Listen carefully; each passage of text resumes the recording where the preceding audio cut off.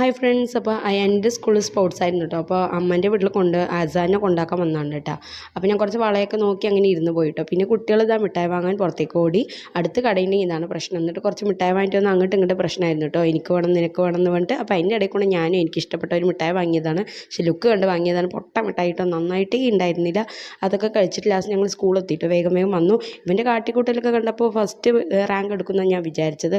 പിന്നെ അയാളിനെ ഓടുന്ന സമയത്ത് ഞാൻ വീഡിയോ എടുക്കാൻ സത്യത്തിൽ മറന്നു പോയിട്ടോ. പിന്നെ അങ്ങനെ ഞങ്ങൾ അവിടെ ഇരുന്ന് നോക്കിയിരുന്നു. ഞങ്ങൾക്ക് കണ്ടിട്ട് തന്നെ ക്ഷീണമായി കേട്ടോ. അപ്പോൾ ഞങ്ങൾക്ക് അവർ ജ്യൂസൊക്കെ തന്നിട്ടുണ്ട്, അതൊക്കെ കുടിച്ച്. പിന്നെ പാരൻസിനും ഇവിടെ ഉണ്ടായിരുന്നു കേട്ടോ.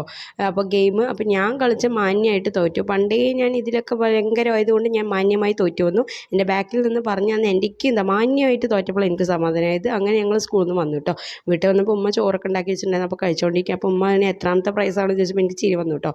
ഇത് എലി കഴിച്ചതൊന്നുമല്ല കേട്ടോ, ഞാൻ കഴിച്ച ബാക്കിയാണ്. വീഡിയോ എടുക്കാൻ മറന്നുപോയ പകുതി വെച്ചെടുത്താണ്. പിന്നെ ആനേനെയും കണ്ട് ഞങ്ങൾ വീടെത്തിയിട്ടോ. അത്രയേ ഉള്ളൂ.